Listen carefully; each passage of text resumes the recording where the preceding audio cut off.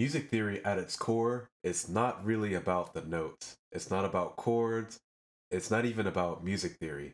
At the end of the day, it's about creating a certain feeling, a certain energy, an atmosphere, whatever you want to call it. So, how do we go about actually creating that feeling? See, we have the drums, we have the bass, we have the chords, and we have the melody. And all of these elements work together to create that emotion or that energy that we want to convey. So if this is something that you're struggling with, I promise by the end of this video, you'll be able to turn your chords from this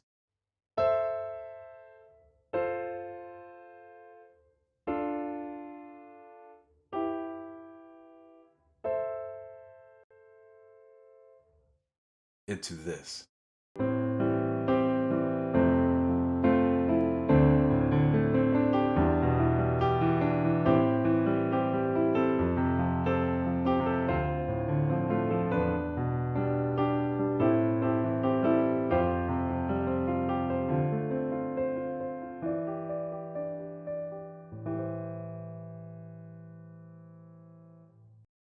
So the first step is a simple one. We're just gonna add the left hand. So let's say we're starting with some chords like this.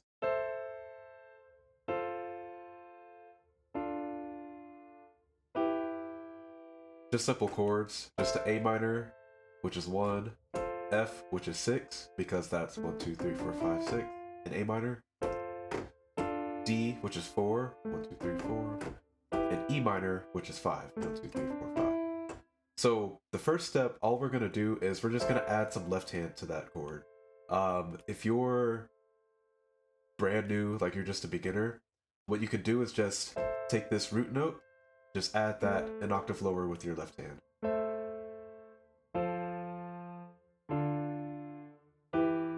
It's already sounding a little bit more full.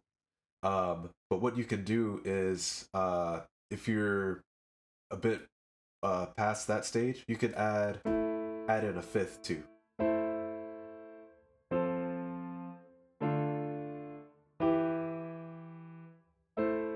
Now we have a few more notes and we have a little bit more depth. And if you want, you could even do an octave too.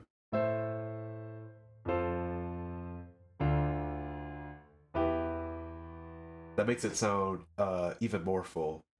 But the key here is that, and just a word of caution, you don't want to add the third to the left hand. Because like while it sounds fine up here, as you get lower, it starts to really make it sound muddy. Whereas like I could play down here with the root and the fifth, and it still sounds fine. So be careful about adding the third. You could probably do it up here, but I would just not worry about adding the third in the left hand. So I would just start there. If you're a little bit more advanced, you could do some rootless voicings, but that's really up to you. Really depends on what you're going for. So when it comes to playing with feeling, it's all about the chords that you choose, right? So we all know that major chords tend to sound happier, while minor chords tend to sound sadder or angrier. It really is all about creating and releasing tension. So if we start with just the, one of the most common chord progressions.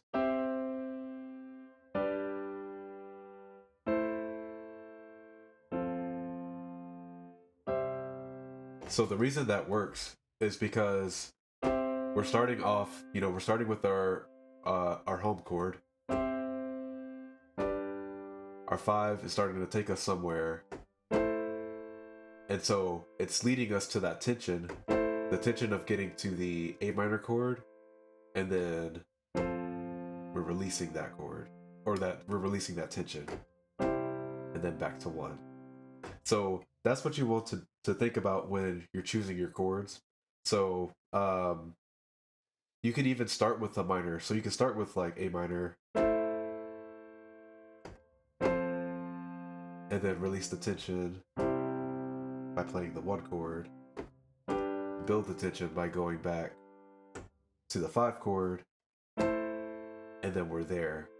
So it really depends on uh, what you want to do as far as uh, creating and releasing tension for what chords you choose.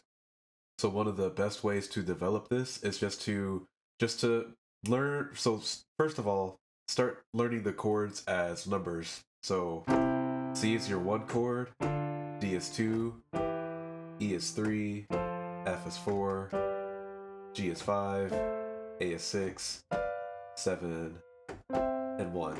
So as you're doing this, just pick a number. Like let's say we're picking two, and just start playing different chords and see how you can use two. So I'll just experiment.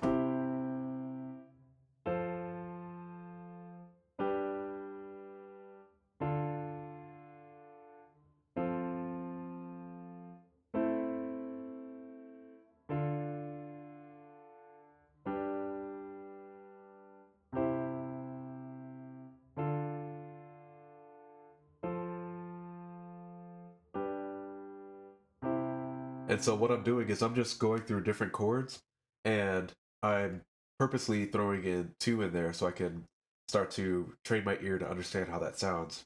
And then you can do it with three, you can do it with four, do it with all of the numbers, and then you'll have a better idea of how to pick chords that are going to convey the feeling that you want to get out there. So the next step is to add some more rhythm into your chords. I talked about this in another video. You can see that on screen here. Um, so pretty much what you're gonna do is you're gonna think of the lowest note of your chord. We're gonna think of that as a kick drum in a sense, and then we're gonna think of the right hand as our snare. So right, let's say that's the rhythm we want. You can start off as simple as that, and that's just gonna add more feeling.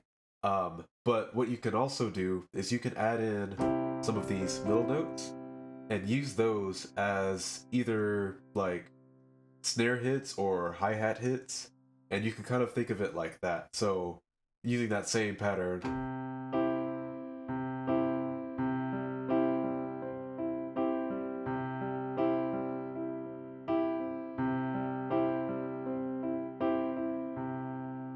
Right? And so I'm just using that as one chord. But now if we go back to our progression like we were doing before,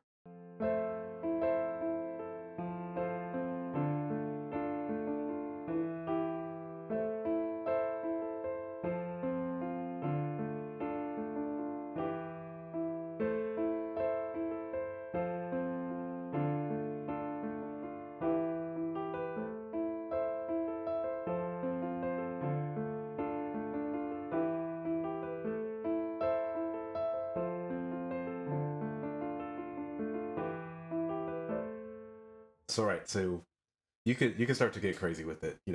It just depends, on what you're going for. If you want it to be super busy, you can add in a lot of notes. If you want it to be really kind of something more in the background, don't add in a whole lot of notes at all. Just add in a little bit of rhythm.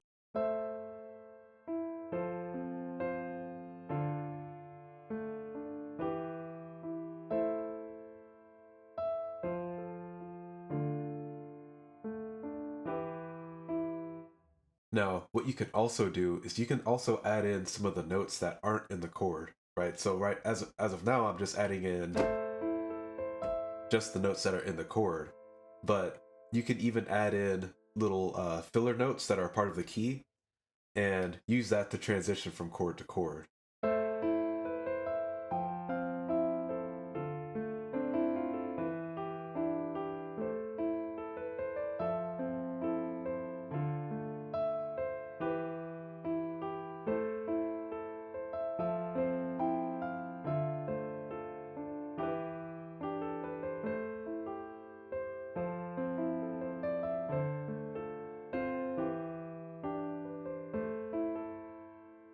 So for this last step, we're just going to add in a little bit of expression. And so to do this, we need to talk about how to use the pedal correctly, okay? Because I see a lot of people that actually use it wrong. And so I want to help you make sure that you're not one of those people. Okay, so here's how we're gonna do this. So the first step is whenever you play your first chord, you're gonna play it with the pedal already down, right? So the pedal's already down. Now, as you go to play your next chord or your next note, um, what you want to do is at the same time that you press your keys down, you want to lift up the pedal, so it's kind of ends up being like this motion, like opposite, right? Where most people end up doing it together, right? They end up lifting their foot and putting their hand down at the same time. You want to do it opposite, right? So step number one, play the chord with the pedal down. Now, as I press the next chord, you can't see it, but my foot is up, so I'm lifting my foot. And now the last step is before I take my hands off of these keys, I'm gonna make sure my foot is down, and then I lift. So in order to practice that, you can just start with one chord and go through the steps. So first chord, play it with the pedal already down. Now as I play the next chord, lift, pedal down, lift my hands, and I play the next chord, same time, play and lift, pedal down, lift my hands, and you just want to get used to that. Okay, so what you want to avoid is getting notes that bleed together. So you see how you end up hearing both chords. So that's kind of what most people do. They'll just leave the pedal down, and that um, you get that kind of sound. Now, what you also want to avoid is this. So you hear like there's that space in between, right? So I have the pedal down, and the way you get that space is if you lift the pedal before you play. And so you really want that to be at the same time. Lift and play. So one of the ways that you can add in some feeling is by playing with dynamics. And what we're going to be doing is we're going to be using dynamics gradually and suddenly in a case. So just listen to this and you'll see what I'm talking about.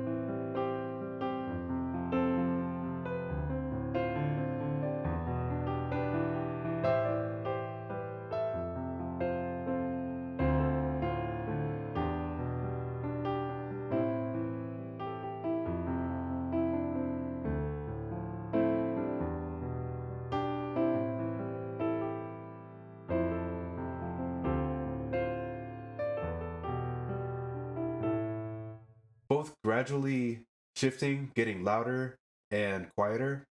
That is one of the things that's going to help you. Um, but also, you probably heard in the right hand, I'm playing a little bit.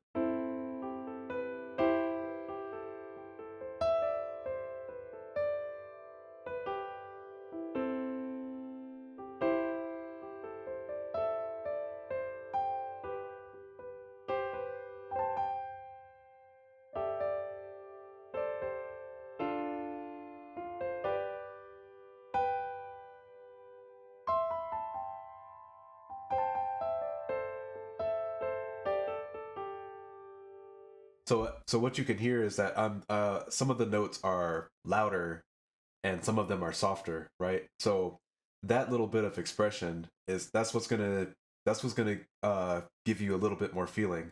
And so something I actually just thought of right now. This is in my script, but another way that you can create some feeling is just to shift ranges, right? So I could start off like playing lower.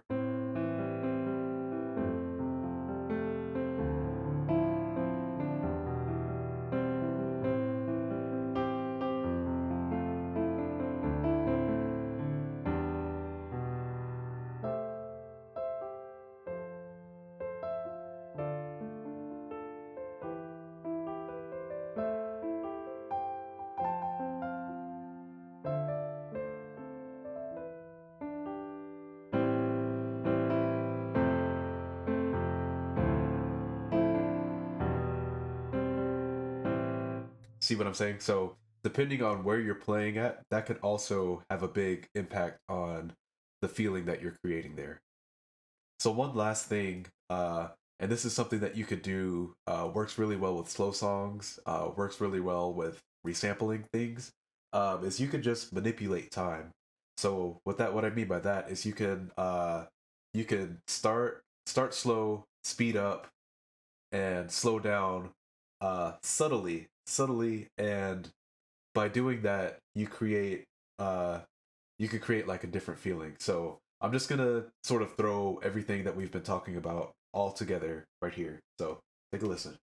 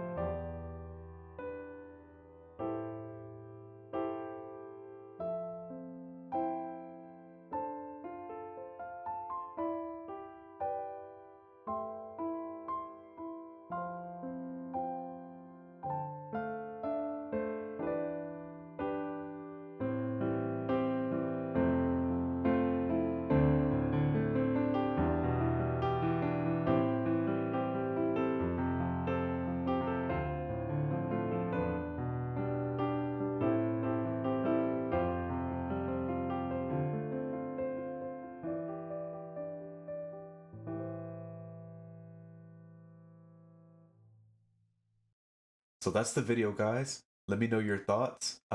If you have any suggestions for other videos, if you have any other tips to adding expression to your playing, uh, please put them down below. And if you made it this far, you might as well go ahead and like and subscribe. It really helps a small channel like mine.